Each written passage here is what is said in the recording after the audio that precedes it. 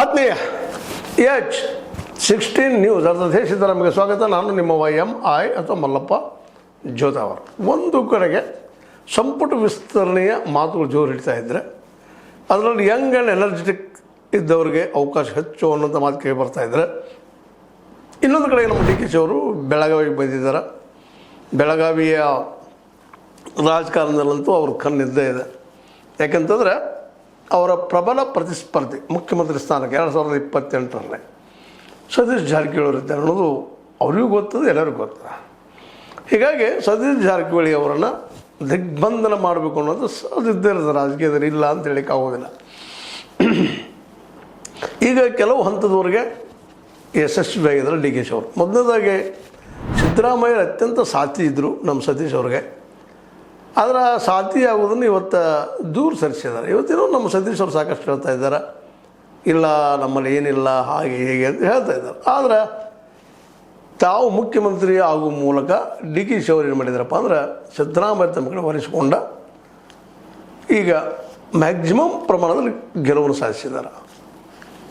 ಇನ್ನು ಎರಡನೇ ಹಂತ, ಪೈಲ ಹಂತದಲ್ಲಿ ಅವರು ನಮ್ಮ ಸತೀಶ್ ಅವರು ಭಾಳ ಬುದ್ಧಿವಂತಿಕೆ ಹೆಜ್ಜೆ ಇಟ್ಟಿದ್ದಾರೆ. ಅಧ್ಯಕ್ಷ ಸ್ಥಾನ ಸಿಗಲಿಲ್ಲ, ನೋವು ಮಾಡ್ಕೊಳ್ಳಿಲ್ಲ, ಇರಲಿ ಬೇಜಾರು ಯಾರ್ಯಾದರೂ ಹಾಗೆ ಆಗ್ತದೆ. ಆಸೆ ಮಾಡಿದ್ರು ಅವರು ಆಗಬಹುದು ಅಂತೇಳಿ ಲೆಕ್ಕ ಹಾಕಿದರು. ಅಧ್ಯಕ್ಷ ಸ್ಥಾನ ಕೊಟ್ಟರೆ ಮುಂದಿನ ಚುನಾವಣೆಗೆ ನನಗೆ ಇನ್ನೂ ಸ್ವಲ್ಪ ಬಲ ಬರ್ತದೆ ಅನ್ನೋದು ಅವರ ಅಭಿಪ್ರಾಯ ಆಗಿತ್ತು. ಆದರೆ ಆ ದಿಶೆಯಲ್ಲಿ ಸಿದ್ದರಾಮಯ್ಯ ತಮ್ಮನ್ನು ಉಳಿಸ್ಕೊಳ್ಳೋದ್ರಲ್ಲಿ ಯಾಕೋ ಏನೋ ಎಲ್ಲಿ ಎಡವಿದ್ರೋ ಗೊತ್ತಿಲ್ಲ. ಎಡವಿದ್ದಂತೂ ಸತ್ಯ, ದೂರ ಸರಿದ್ರು. ಸಿದ್ದರಾಮಯ್ಯರಿದ್ರೆ ಒಂದು ರಾಜಕೀಯ ಬಲ ಇರ್ತೈತಿ ಇವ್ರಿಗೆ. ಯಾಕಂದ್ರೆ ಸಹಜವಾಗಿ ನಮ್ಮ ಸತೀಶ್ ಅವ್ರಿಗೆ ರಾಜಕೀಯ ಹಿನ್ನೆಲೆ ಇಲ್ಲ. ಪಾಪ ಅವ್ರ ತಂದೆಯವರು ಬಡತನದಲ್ಲಿ ಬೆಳೆದ ದೊಡ್ಡ ವ್ಯಕ್ತಿ ಆದಂಥವ್ರು, ಆ ಮಾತು ಬೇರೆ. ಬಟ್ ರಾಜಕೀಯ ಹಿನ್ನೆಲೆ ಇಲ್ಲದವರು ತಾವೇ ರಾಜಕೀಯ ರಚನೆ ಮಾಡಿದ್ರು ಸಣ್ಣ ಸಾಧನೆ ಅಲ್ಲ, ಬಹುದೊಡ್ಡ ಸಾಧನೆ. ಆದರೆ ಒಬ್ಬರು ಸಿದ್ದರಾಮಯ್ಯವ್ರಿಗೆ ಗಾಡ್ ಫಾದರ್ ಸಿಕ್ಕಿದ್ರು. ಯಾಕೋ ಏನೋ ಅವರು ಈ ಸಲ ದೂರ ಸರಿದಕ್ಕಾಗೆ ಇವತ್ತು ಏಕಾಂಗಿ ಆಗಿದ್ದಾರೆ ಪಕ್ಷದಲ್ಲೇ. ಸ್ವತಂತ್ರವಾದ ಮೀಡಿಯಾಗೆ ಬೇಕಾಗಿರುವುದು ಸ್ವತಂತ್ರ ಧ್ವನಿ. ಆ ಸ್ವತಂತ್ರ ಧ್ವನಿ ಉಳಿಸಲು ನೀವು ಮಾಡಬೇಕಾದದ್ದು ಇಷ್ಟೇ. ಅದೇನಪ್ಪಾ ಅಂತಂತಂದ್ರೆ ನಿಮ್ಮ ಕೈಲಾದಷ್ಟು ಸಹಾಯ ಈ ಚಾನಲ್ಗೆ ಮಾಡಿ ಹಾಗೂ ನಿಮ್ಮ ಧ್ವನಿಯನ್ನು ಕಾಪಾಡಿಕೊಳ್ಳಿ. ನಮ್ಮ ಸತೀಶ್ ಅವರು ಅನ್ನೋಂಥ ಒಂದು ಮಾತು. ಯಾಕಂತಂದ್ರೆ ಸತೀಶ್ ಅವರು ಇವತ್ತಿನ ಮಟ್ಟ ನೋಡಿದ್ರೆ ಏಕಾಂಗಿ ಆಗ್ತಾ ಇದ್ದಾರೇನೋ ಅನ್ನೋ ಸಂಶಯ ಬರ್ತಾ ಇಲ್ಲ. ಯಾಕಂದರೆ ಯಾವ ರೀತಿಯಾಗಿ ಡಿ ಕೆ ಶಿ ಅವರು ತಮ್ಮ ಗೆಲುವನ್ನು ಸೋತಿದ್ರು ಅವ್ರು ನಿಜವಾಗಿಯೂ ರೆಗ್ಯುಲರಾಗಿ ನಡೀತಾನೆ ಇತ್ತು. ಸಿದ್ದರಾಮಯ್ಯ ಎಲ್ಲಿವರೆಗೆ ಸಿ ಎಮ್ ಇದ್ದರು ಅಲ್ಲಿವರೆಗೆ ಡಿ ಕೆ ಶಿ ಅವರ ಆಟ ಒಂದು ನಿಯಂತ್ರಣದಲ್ಲಿ ಇರ್ತಾಯಿತ್ತು. ಆದರೆ ಇವತ್ತು ಅವರ ನಿಧಾನಕ್ಕೆ ಬಿಚ್ಕೊಳ್ತಾ ಇದ್ದಾರೆ. ಅದೇ ಕಾಲಕ್ಕೆ ತಮ್ಮ ಎದುರಾಳಿ ಯಾರು, ತಮ್ಮ ಪರ ಯಾರು, ಅವ್ರಿಗೆ ಬಿಡಿಸಿಡ್ಬೇಕಾದ್ರೆ ಒಳ್ಳೆ ಬುದ್ಧಿವಂತರಿದ್ದಾರೆ ಅವರು ಸಹ. ಅದೇ ಕಾರಣ ನಮ್ಮ ಸತೀಶ್ ಅವರು ಸಹ ಬುದ್ಧಿವಂತರಿದ್ದಾರೆ. ಆದರೆ ಇಲ್ಲಿ ಏನದಪ್ಪ ಅಂತಂದ್ರೆ ಅಹಿಂದ ನಾಯಕರಾಗಿ ಬೆಳೆದು ಬಂದಿದ್ದರಿಂದಾಗಿ ಇವರು ನಿಲ್ಲವ್ರು ಯಾರು ಅಹಿಂದ ನಾಯಕರು, ಅದು ಸಿದ್ದರಾಮಯ್ಯನವರು. ಅವರು ಇವತ್ತು ಇಲ್ಲ ಅನ್ನುವಂಥ ಒಂದು ದೊಡ್ಡ ಒಂದು ಏನಪ್ಪ ಅಂತಂದ್ರೆ ಡ್ರಾಬ್ಯಾಕ್ ಇವತ್ತಾಗ್ಯದ. ಹೀಗಾಗಿ ಈ ಒಂದು ಸಿಚುವೇಶನ್ ಉಪಯೋಗ ಮಾಡಿಕೊಂಡು ಡಿ ಕೆ ಶಿ ಅವರು ಇಲ್ಲೇ ಬೆಳಗಾವಿ ಜಿಲ್ಲೆಯಲ್ಲಿ ಅಧ್ಯಕ್ಷರು ಸಿಗಲಿಲ್ಲ. ರಾಜ್ಯ ಮಟ್ಟದಲ್ಲೇ ಒಂದೇನೋ ಪ್ಲ್ಯಾನ್ ಮಾಡಿದ್ರು, ಆಗಲಿಲ್ಲ. ನಂತರ ಆಯ್ತಪ್ಪ ಒಂದು ಲೋಕೋಪಯೋಗಿ ಇಲಾಖೆ ಸಿಕ್ಕದ. ಈ ಒಂದು ಲಿಮಿಟೇಷನ್ದೊಳಗೆ ಬೆಳಗಾವಿಯನ್ನು ತಮ್ಮ ಹಿಡಿದು ಹಿಡ್ಕೋಬೇಕಂತೇಳಿ ಇಲ್ಲಿ ಉಳಿಯೋ ಪ್ರಯತ್ನ ಅಂತ ಈಗ ಮಾಡಿದ್ದಾರೆ ಸತೀಶ್ ಅವರು. ಆದರೆ ಇಲ್ಲೂ ಸಹಿತ ಅವ್ರನ್ನ ಏಕಾಂಗಿ ಮಾಡುವಂಥ ಪ್ರಯತ್ನ ಏನು ಮಾಡುತ್ತಾರೆ ಡಿ ಕೆ ಶಿವಕುಮಾರ್ ಅವರು. ಇದು ರಾಜಕೀಯ ನಡೆಗಳೆಲ್ಲ ಇವು. ಇದನ್ನು ಬಿಡಿಸಿ ಹೇಳ್ಬೇಕಾಗಿಲ್ಲ. ರಾಜಕೀಯ ಪಕ್ಷದಲ್ಲೇ ಪಕ್ಷ ಇವು. ಆ ದಿಸೆಯಲ್ಲೇ ಇಲ್ಲಿ ಯಾರನ್ನ ನೆಬ್ಬಿಸಿ ನಿಲ್ಲಿಸ್ಬೋದು ಅವ್ರ ವಿರೋಧವಾಗಿ. ಮಧ್ಯದಾಗಂತೂ ಲಕ್ಷ್ಮೀಬಾಯಿ ಹೆಬ್ಬಾಳ್ಕರ್ ಅವರು ಅವರ ಆತ್ಮೀಯ ಮಿತ್ರರು, ಅದು ಆತ್ಮೀಯರು. ಆದರೆ ಇಲ್ಲಿವರೆಗೆ ನಡೆದಂಥ ಡೆವಲಪ್ಮೆಂಟ್ ನೋಡಿದರೆ ಲಕ್ಷ್ಮೀಬಾಯಿ ಹೆಬ್ಬಾಳ್ಕರ್ ಅವರಿಂದ ಈ ಜಾರಕಿಹೊಳಿ ಕುಟುಂಬ ಆಗಿರ್ಬೋದು ಅಥವಾ ಸತೀಶ್ ಅವ್ರನ್ನ ಬದಿಗೆ ಸರಿಸುವಲ್ಲಿ ಯಶಸ್ವಿ ಆಗಿಲ್ಲ ಅನ್ನೋದು ಗೊತ್ತಾಗ್ತದೆ. ಯಾಕಪ್ಪ ಅಂತಂದ್ರೆ ಈ ನಿಜವಾಗಿ ಅವ್ರು ಯಶಸ್ವಿಯಾಗಿದ್ದರೆ ಒಂದು ಚಿತ್ರ ಬೇರೆ ಇರ್ತದೆ. ಇವತ್ತು ಅವರು ಕಾಂಪ್ರಮೈಸ್ ಇದ್ದಂಗೆ ಇದ್ದಾರೆ. 6ಕ್ಕೆ ಏರದ 3ಕ್ಕೆ ಇಳಿಯೋದು. ಹಾಗಾದ್ರೆ ಇವ್ರನ್ನ ಎದುರಿಸೋದು ಹೇಗಪ್ಪ? ಸತೀಶ್ ಅವ್ರನ್ನ ಎದುರಿಸೋದು. ಈಗ ಬಲಿಷ್ಠ ಇದ್ದಾರೆ ಅವರು, ಕೌಟುಂಬಿಕವಾಗಿ ಎಲ್ಲ ದೃಷ್ಟಿಯಿಂದ ರಾಜಕಾರಣದಲ್ಲೇ ಇವತ್ತು ಬಲಿಷ್ಠ ಇದ್ದಾರೆ ಬೆಳಗಾವಿ ಜಿಲ್ಲೆಯಲ್ಲಿ. ಅವರಿಗೆ ಇರುತ್ತಿರೋಂಥ ಒಂದು ಅಸ್ತ್ರ ಏನಪ್ಪ ಅಂತಂದ್ರೆ ಮೊದಲನೇದಾಗಿ ಮೇಲ್ಜಾತಿಯ 11 ಜನ ಇದ್ದಾರೆ ಕಾಂಗ್ರೆಸ್ಸಿಗರು. ಅದರಲ್ಲಿ ಮೇಲ್ಜಾತಿ ಇರ್ಬೋದು ಅಥವಾ ಸತೀಶರ ವಿರೋಧಿಗಳು ಇದ್ದಾರೆ ಇಲ್ಲಿ. ಅಹಿಂದದಲ್ಲೇ ದಲಿತರಲ್ಲಿರ್ಬೋದು, ಹಿಂದೂದಲ್ಲೂ ಸಹಿತ ಅವ್ರ ವಿರೋಧಿಗಳಿದ್ದಾರೆ. ಅವರನ್ನು ಎತ್ತಿ ಕಟ್ಟುವಂಥ ಒಂದು ಸಾಹಸ ಆಗ್ಬೋದಾ ಅಂಥೇಳಿ. ಯಾಕಂದ್ರೆ ಅದು ಭಾಳ ಮಹತ್ವದ ಇರ್ತದೆ. ಅವ್ರನ್ನ ಅಲ್ಲೇ ದೂರ ಮಾಡುವಂಥದ್ದು. ವಿಶೇಷವಾಗಿ ಉಳಿದ ಮೇಲ್ಜಾತಿ ಜನ ಏನಿದ್ದಾರೆ, ಶಾಸಕರಾಯಿತು ಅಥವಾ ಒಂದು ಇಲ್ಲಿ ಬೆಳೆದ ಜನ ಆಯಿತು, ಅವರನ್ನು ಸಹಿತ ತಮ್ಮ ಕಡೆ ಮಾಡಿಕೊಳ್ಳುವಂಥ ಒಂದು ಪ್ರಯತ್ನವೂ ಇಲ್ಲಿ ಆಗ್ಬೋದೇನೋ. ಯಾಕಂತಂದ್ರೆ ಅವ್ರಿಗಿರೋ ಒಂದು ದೊಡ್ಡ ಅಂಜಿಕೆ ಏನಂದ್ರೆ 2022 ಸತೀಶ್ ಅವರು ತಮ್ಮ ಚಕ್ಮೇಟ್ ಹಾಕ್ಬೋದು CM ಪೋಸ್ಟಿಗೆ ಅನ್ನೋದೊಂದು ಯಾವುದೋ ಮೂಲೆಯಲ್ಲಿ ಸಹಜದ. ಹೀಗಾಗಿ ಅವರು ಈ ಸಲ ಲಕ್ಷ್ಮಣ್ ಸವದಿ ಅವರನ್ನು ಎತ್ತುವಂಥ ಅವ್ರನ್ನ ಏನಪ್ಪ ಅಂತಂದ್ರೆ ಅವ್ರಿಗೆ ಒಂದು ಒಳ್ಳೆ ಪೋಸ್ಟ್ ಕೊಟ್ಟು ಬೆಳೆಸುವಂಥ ಸಾಧ್ಯತೆಗಳು ಭಾಳ ಕಾಣ್ತಾ ಇದ್ದಾವೆ. ಮತ್ತು ದೂರದಲ್ಲಿಂತ ಗೊತ್ತದು ಮೊನ್ನೆ DCC ಬ್ಯಾಂಕಿನ ಇಲೆಕ್ಷನ್ದಲ್ಲಂತೂ ಒಂದು ಕಡೆ ಕತ್ತಿ ಮತ್ತು ನಮ್ಮ ಸೌದಿ ಅವರು ಒಂದು ಕಡೆ ಆದರೂ ಇನ್ನೊಂದು ಕಡೆ ಜಾರಕಿಹೊಳಿ ಕುಟುಂಬ, ಜೊಲ್ಲೆ ಇವರೆಲ್ಲ ಒಂದು ಕಡೆ ಆಗಿದ್ದರು. ಜೊಲ್ಲೆ ಅವರು BJPಗಿರಿದ್ದರು ಸಹಿತ DCC ಬ್ಯಾಂಕಿನ ವಿಷಯ ಬಂದಾಗ ಜಾರಕಿಹೊಳಿ ಅವರು ಸಹೋದರಿ ಗುರುತಿಸಿಕೊಂಡರು. ಇವು ನಡೆದಂಥ ಘಟನೆಗಳು. ಹೀಗಾಗಿ ಇಲ್ಲೇ ಈ ಕೌಟುಂಬಿಕ ರಾಜಕಾರಣದ ನೆಲೆಗಟ್ಟಿನಲ್ಲಿ ಹಣಿಬೇಕು ಅನ್ನುವಂಥದ್ದು ಸಹಜವಾಗ್ಯದ. ಹೀಗಾಗಿ ಲಕ್ಷ್ಮಣ್ ಸವದಿ ಅವರಿಗೆ ಮಿನಿಸ್ಟರ್ಶಿಪ್ ಮಾಡುವಂಥದ್ದು ಭಾಳಷ್ಟು ಸಾಧ್ಯತೆಗಳು ಹೆಚ್ಚಾಗಿದ್ದಾವೆ. ಈಗ ವಾತಾವರಣ ಅದೇ ರೀತಿ ಅದ. ಈಗ ಮಾಡಲಿಲ್ಲ ಅಂತಂದ್ರೆ ಮೋಸ್ಟ್ ಲಕ್ಷ್ಮಣ್ ಸವದಿ ಅವರು ಕಾಂಗ್ರೆಸ್ಸಲ್ಲಿ ಉಳಿಯೋದಿಲ್ಲ ಅನ್ನೋದು ಅವರು ಒಂದು ಸ್ಪಷ್ಟ ಸಂದೇಶವನ್ನು ಡೈರೆಕ್ಟ್ಲಿ ಆರ್ ಇಂಡೈರೆಕ್ಟ್ಲಿ ಸಲ್ಲಿಸಿದ್ದಾರೆ ಈ ನಮ್ಮ DKಶಿ ಅವರಿಗೆ. ಮತ್ತು DKಶಿ ಅವರಿಗೆ ಬೆಳಗಾವಿ ಮೇಲೆ ಹಿಡಿದು ಸಾಧಿಸ್ಬೇಕಾಗಿತ್ತಪ್ಪ ಅಂದ್ರೆ ಅನಿವಾರ್ಯದ. ಒಂದು, ಲಕ್ಷ್ಮಣ್ ಸವದಿ ಅವ್ರನ್ನಂತೆ ಮಿನಿಸ್ಟರ್ ಮಾಡಲೇಬೇಕು. ಮೋಸ್ಟ್ಲಿ ಅದ್ರ ವಿರೋಧ ಯಾರಿಂದ ಬರಲಿಕ್ಕಿಲ್ಲ. ಯಾಕಂದ್ರೆ ಒಂದು ಕಾಲಕ್ಕೆ ಸಿದ್ದರಾಮಯ್ಯ ಜೊತೆಗಿದ್ದರು. ಆ ಸಂದರ್ಭದಲ್ಲಿ ಸತೀಶ್ ಅವರು ಒಂದು ಸ್ವಲ್ಪ ವಿರೋಧನ ಮಾಡ್ತಿದ್ರು ಅವ್ರನ್ನ. ಇವತ್ತು ಅದನ್ನು ಹೇಳಿದ್ರೆ ಬೇಡಪ್ಪ ಅಂತೇಳಿ ಇನ್ನಷ್ಟು ಏನಪ್ಪ ಅಂತಂದ್ರೆ ಅದು ಹಾಗೆ ಆಗುವ ಸಾಧ್ಯತೆಗಳು ಇದೆ. ಅದಕ್ಕೆ ಮೌನ ಆಗಿಬಿಟ್ಟಿದ್ದಾರೆ ಅವರು. ಆಯ್ತು, ಯಾರನ್ನಾದ್ರೂ ಮಾಡಲಪ್ಪ ಅಂತೇಳಿ.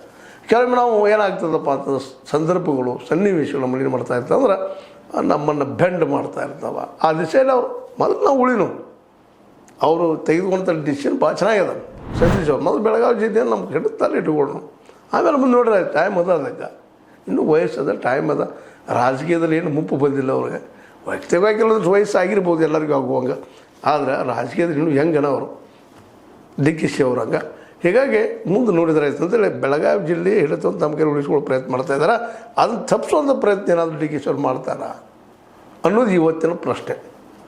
ಮೋಸ್ಟ್ಲಿ ಮಾಡ್ಬೋದು. ಲಕ್ಷ್ಮಣ್ ಸವದಿ ಅವ್ರನ್ನ ಎತ್ತಿ ಕಟ್ಟಿ ಬೆಳೆಸ್ಬೋದು ಜಿಲ್ಲಾ ಮಟ್ಟದಲ್ಲ. ಮತ್ತು ಏನು ಅವ್ರ ಕೈಲಿ ಅಧಿಕಾರದ ಇವತ್ತು ಬೇಕಾದ ಮಾಡಲಿಕ್ಕೆ ಸಾಧ್ಯ. ಮುಖ್ಯಮಂತ್ರಿ ಅಂದ ತಕ್ಷಣ ಕೆಲವೊಂದು ಡಿಸಿಷನ್ ತೊಗೊಳ್ಬೋದು. ಅದರಲ್ಲೂ ಬೆಳಗಾವಿ ವಿಷಯಕ್ಕೆ ಬಂದಾಗ ಎಷ್ಟು ಮಟ್ಟಿಗೆ ಸಿದ್ದರಾಮಯ್ಯನವರು ನಮ್ಮ ಸತೀಶ್ ಅವರ ಪರ ಅಥವಾ ವಿರೋಧ ನಿಲ್ಬೋದು ಅನ್ನೋ ಚರ್ಚೆಗಳು ನಡೀತಾ ಇದ್ದಾವೆ. ಯಾಕಂದ್ರೆ ಅವ್ರು ಪರ ಅಂತ ಮೋಸ್ಟ್ಲಿ ನಿಲ್ಲಕ್ಕಿಲ್ಲ, ವಿರೋಧ ಮಾಡಲಿಕ್ಕಿಲ್ಲ. ಆದರೆ ಮೌನ ಆಗಿಬಿಡ್ತಾರೆ ಇವ್ರ ವಿಷಯ ಬರ್ತದ್ರೆ ಅಂತ ಭಾಳ ಜನ ಚರ್ಚೆ ಮಾಡ್ತಿದ್ದಾರೆ. ಯಾಕಂದ್ರೆ ಎಲ್ಲೂ ಏನೋ ಒಂದಿಷ್ಟು ಅವ್ರಿಗೆ ಘಾಷೆ ಆಗ್ಯದ. ಯಾಕೋ ಏನೋ ದೂರ ಸರಿದಿರ್ತಾರೆ. ಒಂದು ಸ್ಟೇಜ್ ಮೇಲೆ ಕುಳಿತರು ಒಬ್ರಿಗೊಬ್ಬರು ಮುಖ ಕೊಟ್ಟು ಮಾತಾಡೋದಿಲ್ಲ ಅನ್ನೋದು ಸಹಿತ ಈಗ ಚರ್ಚೆಗಳಾಗ್ತಾ ಇದ್ದಾವೆ. ಸತೀಶ್ ಅವರು ಮತ್ತು ಸಿದ್ದು ಅವರು ಒಂದೊಮ್ಮೆ ಸ್ಟೇಜ್ ಮೇಲೆ ಕುಂತರು ಮಾತಿಲ್ಲ, ತಮ್ಮಗೆ ತಾವಾದರೂ ಅವರಿಗೆ ಅವರಾದರು ಅಂತೇಳಿ.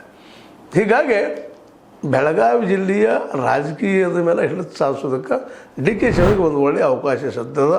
ಅದಿಲ್ಲಿ ಹಿಡಿದು ಸಾಧಿಸಿದ್ರೆ ಸಹಜವಾಗಿ ಜಾರಕಿಹೊಳಿ ಕುಟುಂಬದ ಯಾವುದೇ ವ್ಯಕ್ತಿ ನಾಳೆ ಮುಂಬರುವ ದಿನಗಳಲ್ಲಿ ಏನಪ್ಪ ಅಂದ್ರೆ ಈ ಮುಖ್ಯಮಂತ್ರಿ ಸ್ಥಾನಕ್ಕೆ ಕಾಂಪಿಟೇಷನ್ ಮಾಡಲಿಕ್ಕಿಲ್ಲ ಅಂತೇಳಿ. ಅದ್ರ ಜೊತೆಗೆ ಇನ್ನೂ ಒಂದಿಷ್ಟು ಇದ್ದಾವೆ ಅವ್ರ ತಲೆಯಲ್ಲೇ, ಅದು ಏನಾಗ್ತದೆ ನೋಡುವಂಥದ್ದು. ಬಟ್ ಈಗ ಬಂದಿದ್ದಾರೆ, ಏನೇನು ಮಾಡ್ತಾರೆ ನೋಡುವಂಥದ್ದು.